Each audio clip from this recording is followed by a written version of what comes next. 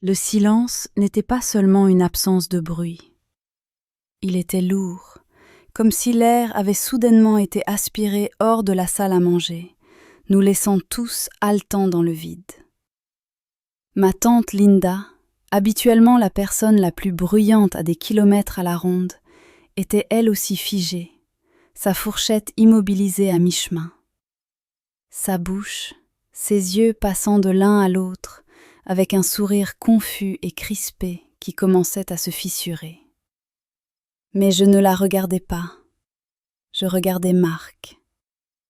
Marc, mon cousin, le Navy Seal qui, paraît-il, mangeait le danger au petit déjeuner, me fixait à travers le centre de table floral, comme si j'étais un fantôme dont il essayait de fuir depuis des années.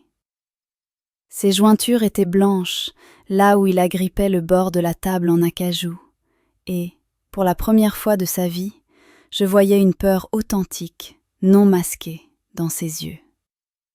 Sa voix, habituellement un tonnerre confiant qui commandait la pièce, n'était plus qu'un murmure tremblant qui trancha la tension comme un couteau. « Tu es Spectre 13. » Je ne dis pas un mot pour me défendre ou expliquer. Je soutins simplement son regard terrifié, pris une lente et délibérée gorgée de mon vin et hochai la tête une fois. C'était presque drôle, d'une manière sombre et tordue.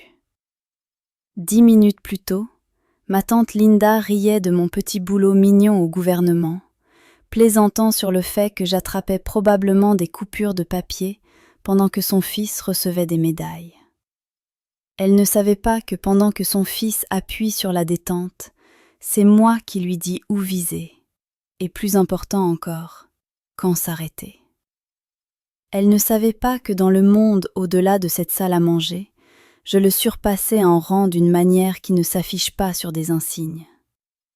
Pour comprendre comment nous en étions arrivés à ce silence assourdissant, il faut revenir aux apéritifs, avant que la vérité ne pulvérise sa réalité soigneusement construite. Nous étions arrivés à la maison 3 heures plus tôt pour Thanksgiving. Et comme d'habitude, l'endroit ressemblait moins à une maison familiale qu'à un musée dédié à la gloire de Marc. Chaque mur était couvert de photos encadrées de lui. Marc en treillis, Marc en tenue de cérémonie. Marc tenant un fusil dans un désert que je n'avais pas le droit de nommer. Il n'y avait pas une seule photo de moi, bien sûr. Je passais devant ce sanctuaire dans le couloir, sentant ce poids froid familier s'installer dans ma poitrine. J'avais passé une décennie à construire une carrière qui sauvait des vies, à manœuvrer des atouts qui valaient plus que tout ce quartier. Mais dans cette maison, si tu ne portais pas d'uniforme, tu ne comptais pas. J'étais juste la civile invisible, le bruit de fond de la grande symphonie de Marc. Les ennuis commencèrent quand tante Linda, une femme dont toute la personnalité était construite autour du grade de son fils, décida de me présenter à un voisin près de la table du buffet. Elle passa un bras autour de mon épaule, sa prise ferme et condescendante, comme si elle présentait une déception qu'elle essayait de rendre présentable. « Et voici notre petite Maya », annonça-t-elle, sa voix dégoulinant de fausse douceur. Elle pousse du papier au Pentagone. C'est de la logistique, pas vrai, ma chérie? Commander des rations et s'assurer que les formulaires de papier toilette sont signés. Je sentis ma mâchoire se crisper, mes dents se serrer. J'avais entendu des versions de cette blague pendant des années. Le décompte interne de ces insultes devenait trop long à ignorer, et le grand livre exigeait d'être équilibré.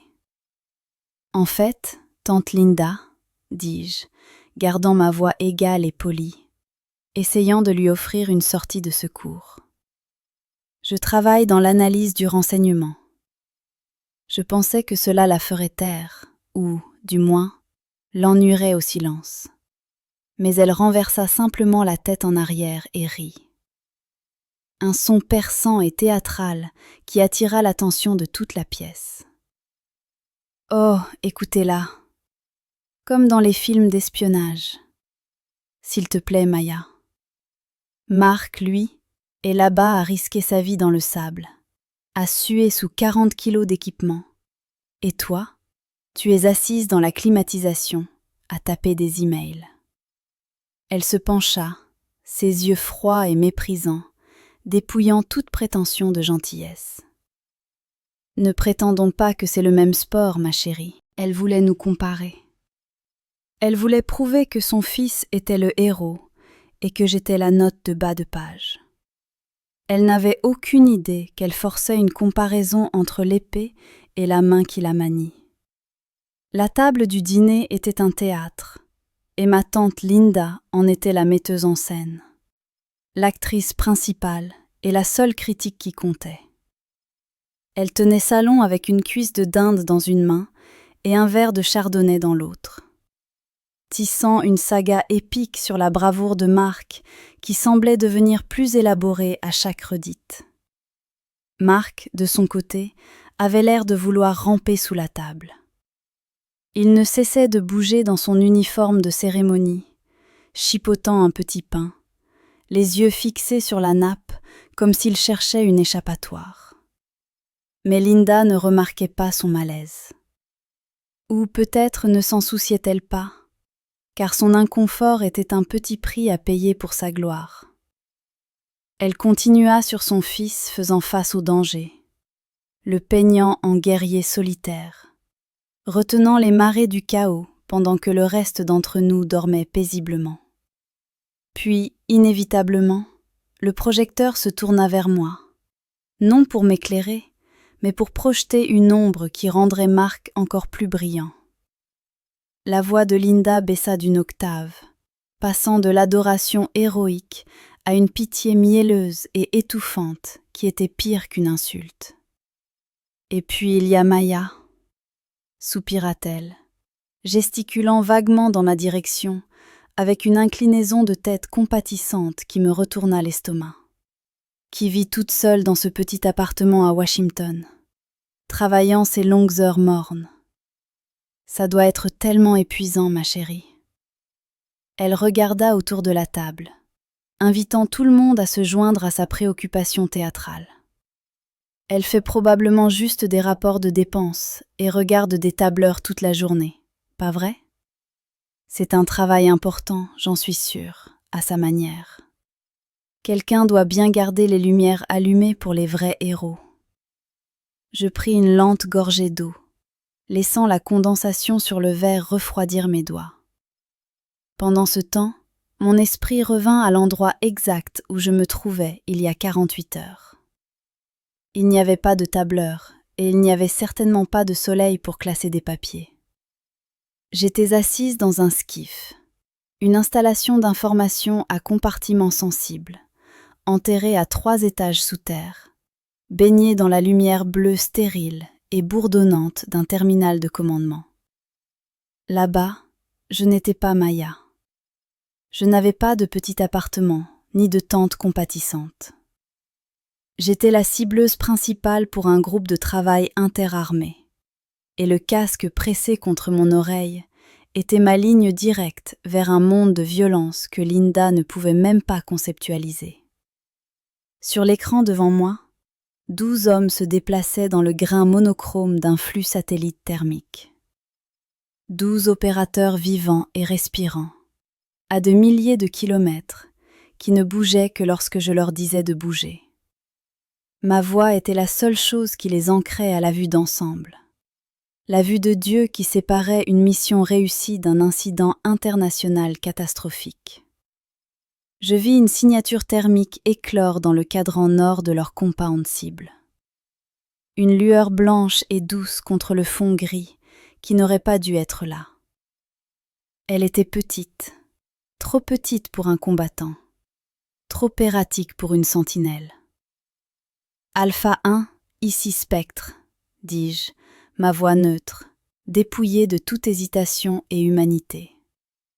Négatif pour l'entrée. Maintenez la position. Le chef d'équipe sur le terrain, un homme qui pourrait probablement me casser en deux en personne, se figea instantanément à mon commandement. Je vois une anomalie thermique au point de pénétration, continuai-je. Mes yeux balayaient le flux de données qui défilait sur mon écran secondaire. La signature thermique confirme des non-combattants dans le cadran nord. Probablement des civils. Aborte, je répète, aborte. Il n'y eut pas de débat, pas de contestation, pas de « mais on est si près ». Les hommes sur le terrain ne discutaient pas avec Spectre. Si je disais non, la mission s'arrêtait net. Si je disais d'engager, les bâtiments s'effondraient. Je n'étais pas un soldat. J'étais la main lourde du destin planant au-dessus du champ de bataille. Retour à la table du dîner. Tante Linda se resservait du vin, le visage empourpré par la suffisance d'une femme qui n'a jamais eu à peser la valeur d'une vie humaine contre un objectif de mission. « Ça doit être agréable quand même, » dit-elle, me regardant droit dans les yeux avec un sourire aigu et condescendant. « D'avoir un boulot où tu n'as pas à prendre de décisions difficiles, tu sais, où tout est sûr et prévisible. Marc, lui, doit prendre des décisions en une fraction de seconde qui changent des vies. » Elle fit une pause pour les faits, laissant le poids du fardeau de son fils planer dans l'air entre nous. « Toi, tu dois juste décider si tu utilises une agrafeuse ou un trombone. » La colère flamba dans ma poitrine, chaude et soudaine, mais je la refoulais, l'enterrant sous des années de pratique. Je pensais à la frappe de drone que j'avais annulée la semaine dernière, avec 2 secondes sur l'horloge. La sueur qui perlait au bas de mon dos, alors que je prenais la décision qui sauva une famille, mais laissa une cible s'échapper. Je pensais au poids écrasant de détenir une autorité absolue. Le genre qui n'obtient pas de médaille ou de défilé, mais qui s'assure qu'il reste un monde pour célébrer. Linda voyait une nièce discrète qui devait être gérée. Elle ne voyait pas la personne qui décidait qui vivait et qui mourait pendant qu'elle cherchait des recettes de dinde. J'étais assise là, à mâcher de la dinde sèche, à l'écouter m'expliquer le courage. Je voulais lui dire que le courage, ce n'est pas juste défoncer une porte. Parfois, le courage, c'est la discipline de la garder fermée. La tarte à la citrouille arriva sur la table, mais tante Linda n'était pas intéressée par le dessert. Elle avait faim d'une confrontation. À ce stade, le 3e verre de chardonnay avait éliminé ses filtres sociaux, ne laissant qu'un besoin brut et coupant d'affirmer sa domination sur la conversation. Elle se tourna vers Marc, sa voix forte et légèrement pâteuse, lui demandant encore son niveau d'habilitation, flattant son ego comme un animal de compagnie. Puis elle pivota son regard vers moi, les yeux rétrécis et prédateurs, prête à disséquer ce qui me restait de dignité. Marc a le top secret, Maya. C'est la Ligue majeure, la vraie affaire. Et toi, tu as quoi? Confidentiel? Secret? C'est même classifié? Ou ils te disent juste de ne pas en parler sur Facebook? Je sentis la brûlure familière de l'humiliation, celle qui avait été gravée dans mes os depuis l'enfance. La sensation d'être l'éternelle seconde dans une course à laquelle je n'avais jamais demandé à participer. J'essayais de détourner, gardant ma voix douce, comme on parle à un enfant tenant un objet tranchant. « Ce sont des compartiments différents, tante Linda, » dis-je, poussant un morceau de croûte sur mon assiette, refusant de mordre à l'hameçon. L'habilitation n'est pas une échelle que l'on gravit linéairement.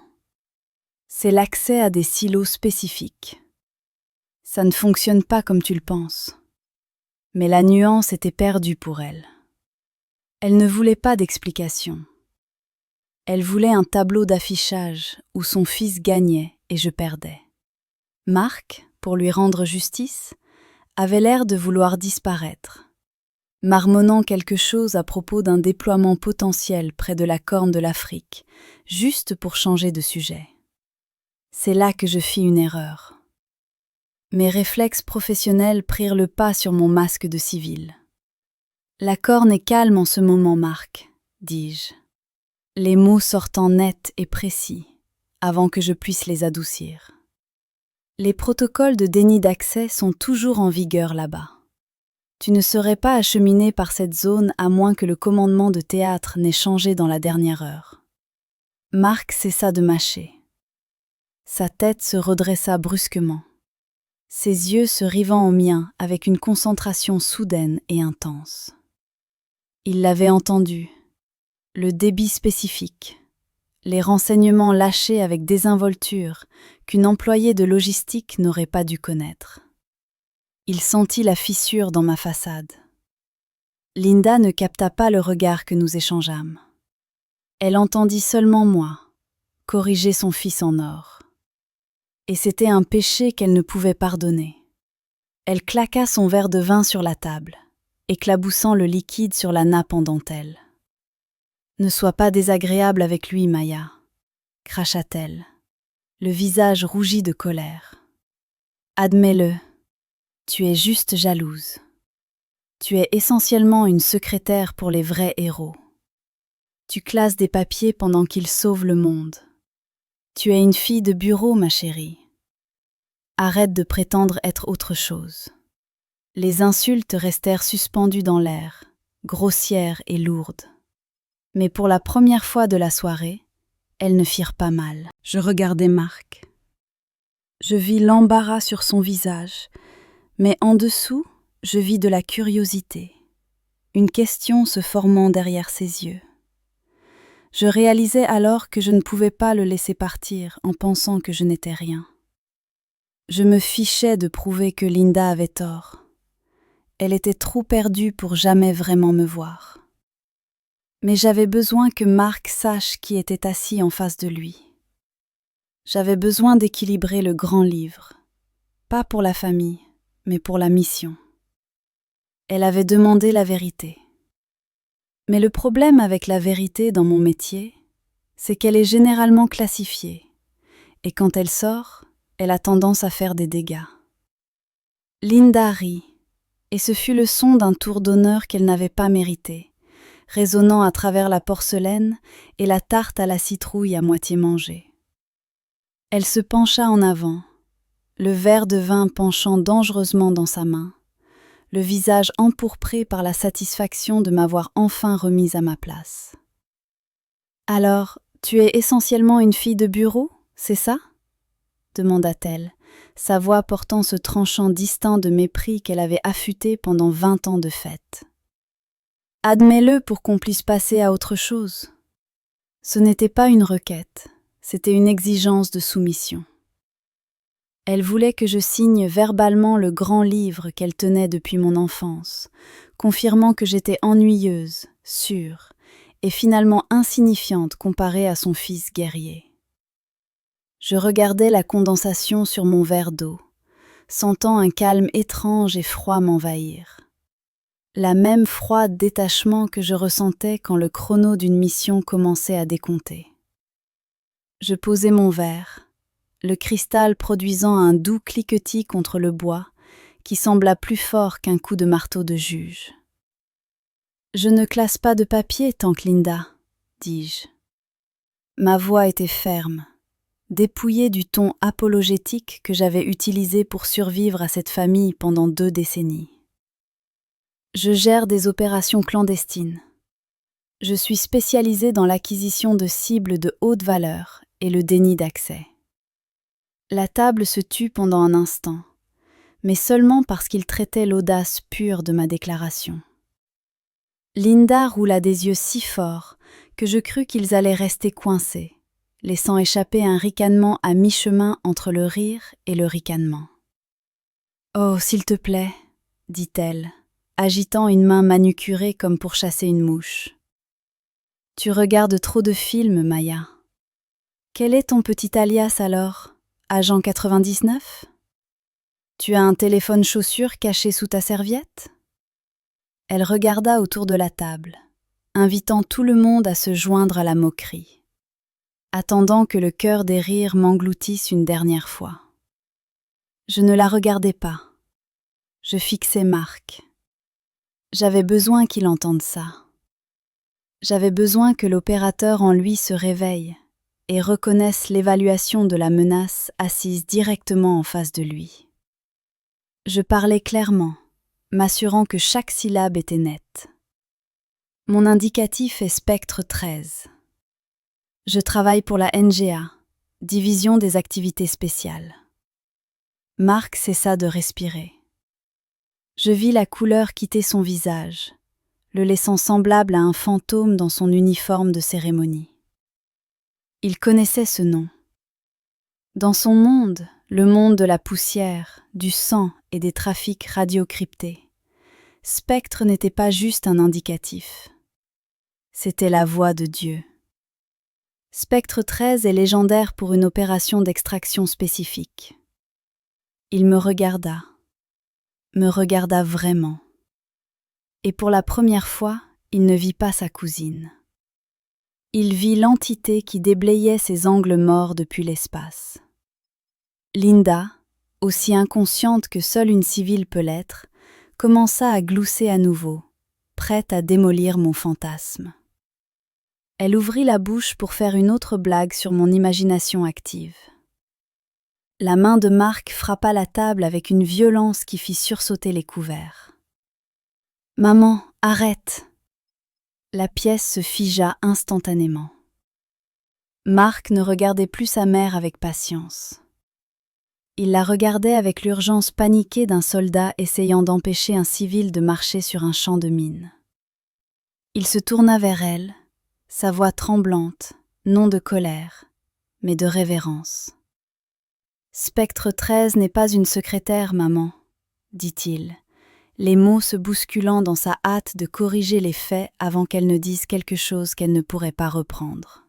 « C'est l'Overwatch. Tu sais ce que ça veut dire ? Quand mon équipe est sur le terrain et enfonce des portes à l'aveugle, c'est elle la voix dans mon oreille qui me dit ce qu'il y a derrière. » Il se tourna à nouveau vers moi et, instinctivement, sa posture se raidit. Il était assis au garde-à-vous dans sa propre salle à manger. Si elle donne un feu rouge, l'amiral lui-même ne la contredit pas, continua-t-il, sa voix descendant jusqu'à un murmure rauque et étranglé. Elle ne travaille pas pour moi, maman. Sur le terrain, c'est moi qui travaille pour elle. Le silence qui suivit fut absolu. C'était le genre de silence qui suit une explosion, où les oreilles sifflent et la poussière retombe sur les ruines de ce qui était une conversation. Linda regarda son fils, son héros, son fils en or, puis moi, la fille de bureau. Je vis les rouages tourner dans sa tête. L'arrêt douloureux et grinçant de sa vision du monde se brisant en 1000 morceaux, alors qu'elle réalisait que la hiérarchie qu'elle vénérait venait de s'inverser. La hiérarchie de la table du dîner s'était effondrée. Ma tante pensait être la reine-mère d'un prince guerrier. Elle venait de découvrir qu'elle insultait son commandant. La soirée ne se termina pas vraiment. Elle se désintégra, s'effondrant sous le poids d'une vérité que personne à table ne savait comment digérer. Nous finîmes le repas dans une brume raide et gênée, le genre où tout le monde s'intéresse soudainement très fort aux motifs de la nappe ou aux prévisions météo de la semaine prochaine. Une fois la dernière fourchette posée, l'exode de la salle à manger fut immédiat, comme une retraite tactique d'une bataille perdue. Tante Linda se réfugia dans la cuisine, et en quelques secondes, le cliquetis agressif des casseroles commença à résonner dans la maison. Une tentative frénétique et bruyante d'effacer l'humiliation de la dernière heure. Elle lavait la vaisselle comme si elle essayait de sabler le souvenir de ma voix hors de sa tête, refusant de croiser mon regard alors qu'elle bougeait par saccades furieuses.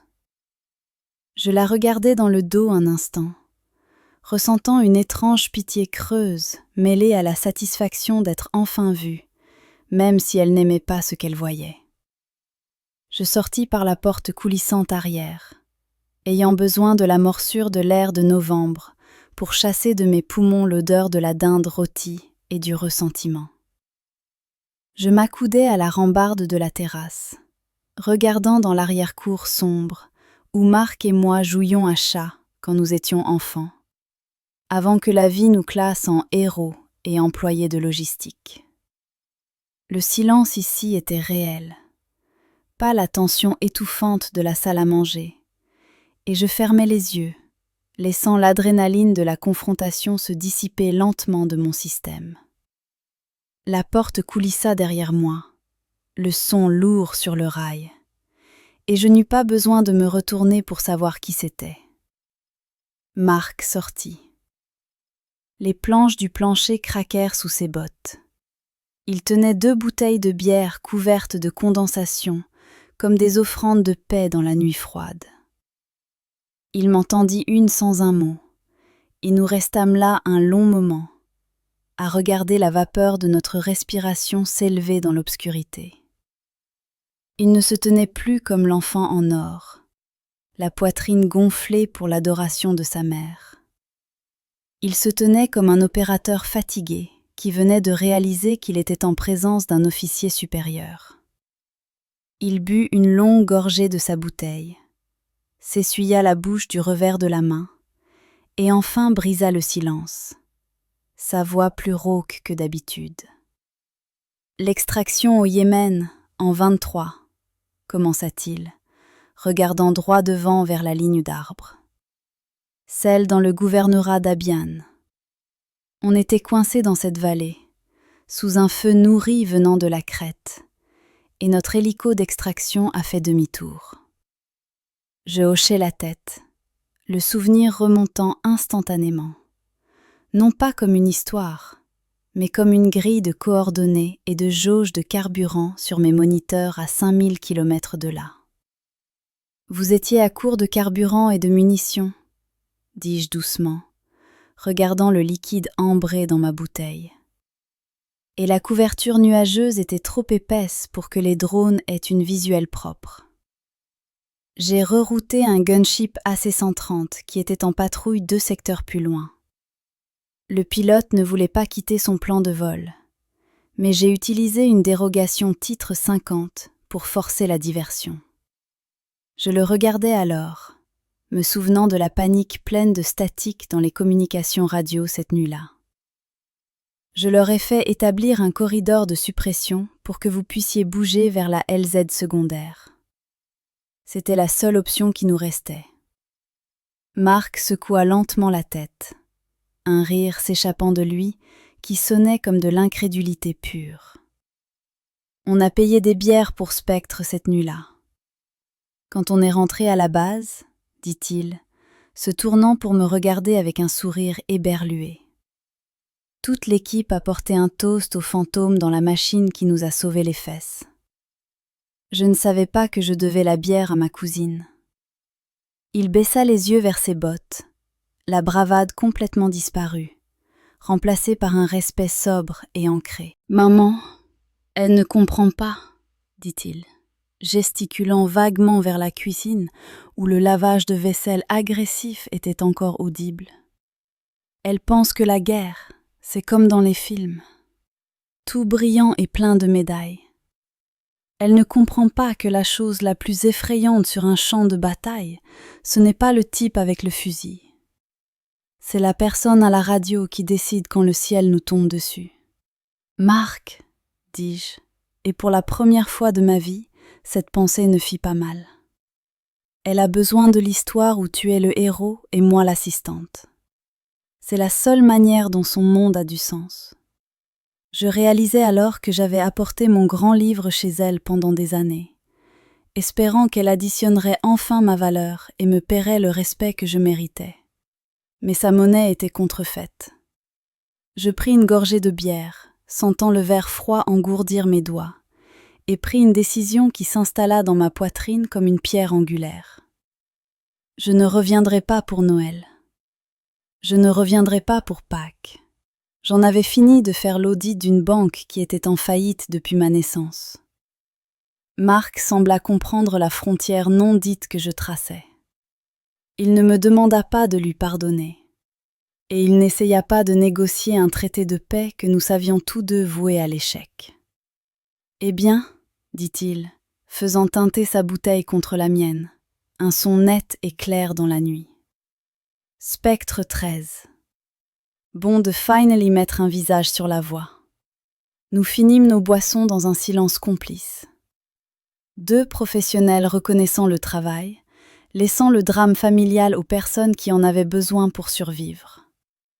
Quand je partis ce soir-là, je sortis par la porte d'entrée sans dire au revoir à Linda. Et le clic de la porte qui se referma derrière moi ressembla moins à une sortie qu'à une libération.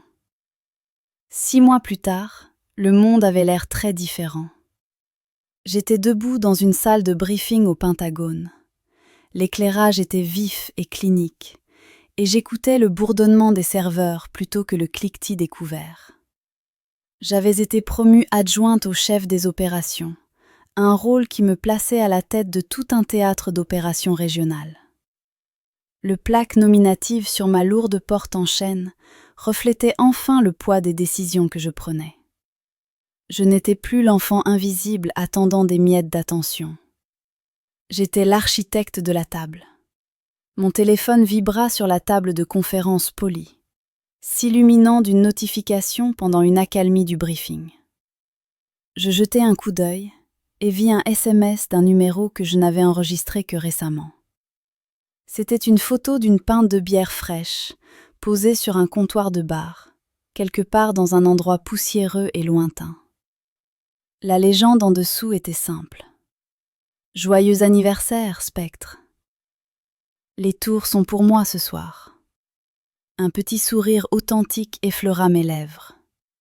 Pas le sourire poli et forcé que j'arborais lors des réunions de famille, mais un vrai.